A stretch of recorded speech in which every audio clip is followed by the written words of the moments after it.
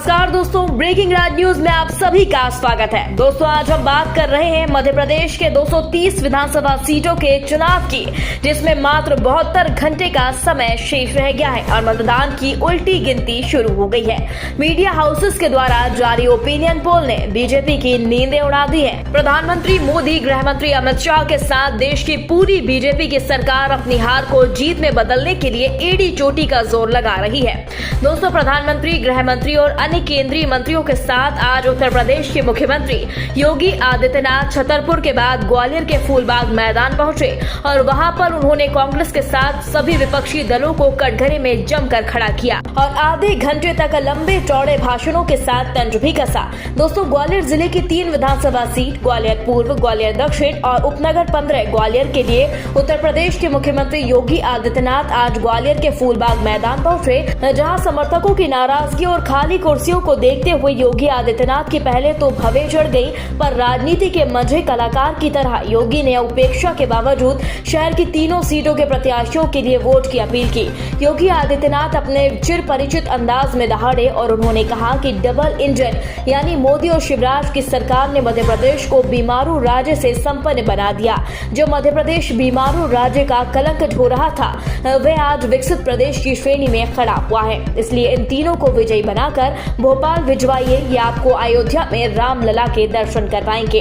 योगी आदित्यनाथ के इस भाषण के बीच में अचानक से एक जोरदार आवाज आई और उसमें किसी ने कहा कि योगी जी, मोदी जी और शिवराज की तरह आप भी झूठे हैं। आप योगी होकर सच क्यों नहीं बोलते? मोदी और शिवराज ने देश की जनता को गिरवी रखकर जो विकास कार्य करवाए हैं और जो सपने दिखाए, वह तो कर्जा लेकर कोई भी कर सकता है। इसमें नई बात आखिर क्या है? जिसके बाद योगी के तोते उड़ गए और वहां पर मौजूद बीजेपी के समर्थकों ने जय श्री राम के नारे लगाकर उस आवाज को ही दबा दिया और फिर योगी ने मोदी और शिवराज के लिए बड़े बड़े कसीदे पढ़कर जनता से वोट और सपोर्ट की मांग की।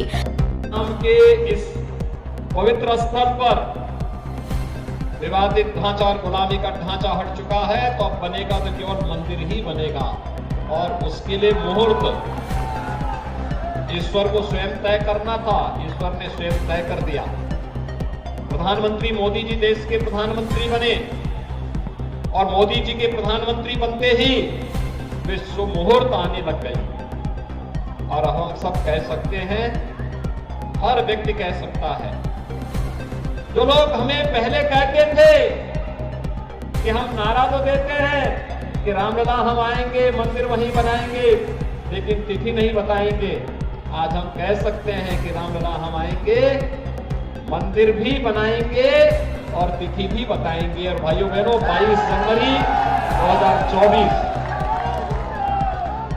हर भारतवासी के लिए, हर सनातन धर्मावलंबी के लिए गौरव की अनुभूति करने वाली तिथि, एक ऐसी तिथि जिस तिथि पर हम सब गर्व कर सकते हैं कि 500 वर्षों का इंतजार समाप्त होगा।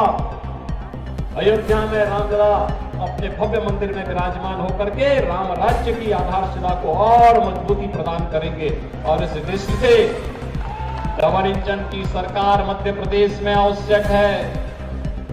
भाइयों बहनों, मध्य प्रदेश में यह आवश्यक है।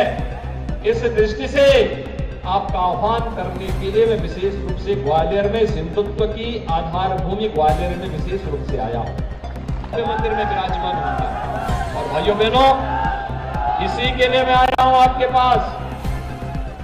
आप तीनों प्रत्याशी यहां से जीतेंगे, हमारे माया सिंह जी, प्रद्युमन सिंह तोमर जी और नारायण सिंह कुशवाहा जी। तो आपको भी, इनको आप भोपाल भेजिए और ये वापस आकर के आपको अयोध्या धाम का दर्शन 22 जनवरी के बाद करवाने के संकल्प के साथ कार्य करेंगे। दोस्तों, बीजेपी के लिए वोट मांगने आए उत्तर प्रदेश के मुख्यमंत्री योगी आदित्यनाथ ने शिवराज सरकार की खूबियां तो बताई, पर जिस तरह से शिवराज ने प्रदेश को और मोदी ने देश को कंगाल देश बना दिया है, उस पर एक शब्द भी न कहा। योगी ने धर्म और सनातन के साथ राष्ट्रवाद का राग जरूर अलापा। मुख्यमंत्री योगी आदित्यनाथ ने ग्वालियर की धरती को राष्ट्रवाद और हिंदुत्व की धरती कहा। यही नहीं, योगी आदित्यनाथ ने रानी लक्ष्मीबाई के बलिदान, आजादी के योगदान को याद कर गद्दार सिंधिया को धिक्कारा भी, पर जैसे जैसे ही उन्हें याद आया कि सिंधिया अब कांग्रेसी नहीं बीजेपी में आ चुके हैं, तब बात को उन्होंने तुरंत बदल दिया। गद्दार सिंधिया कहने के बजाय राजमाता विजय राजे सिंधिया को बीच में लाकर राम मंदिर का राग अलाप दिया और राम मंदिर आंदोलन के योगदान को लेकर उन्होंने याद दिलाया। वहीं ग्वालियर को लेकर तारीफों के पुल भी बांधे। यही नहीं, कभी ग्वालियर को मात्र शक्ति कहा तो कभी देश की पहचान क्रांति की आन बान शान तक कहा। दोस्तों, योगी चुनावी सभा के लिए ग्वालियर जरूर आए। उन्होंने कांग्रेस पर तंज कसते हुए कहा, जब विवादित ढांचा गिरा, इसके बाद जब हम लोगों ने कहा कि रामलला हम आएंगे, मंदिर वहीं बनाएंगे, तो कुछ लोग मजाक बनाकर कहते थे मंदिर वहीं बनाएंगे लेकिन तारीख नहीं बताएंगे। तो वह लोग सुन ले, 22 जनवरी को राम मंदिर में रामलला की प्राण प्रतिष्ठा हो रही है। विधानसभा 2023 से 2018 से भी ज्यादा बुरी हालत में पहुंची बीजेपी को जीत दिलाने के लिए योगी ने राम मंदिर को भी बड़ा मुद्दा बनाया, पर महंगाई, बेरोजगारी, भ्रष्टाचार, कर्जदार प्रदेश के नाम पर धृतराष्ट्र बनकर भाषण देते रहे।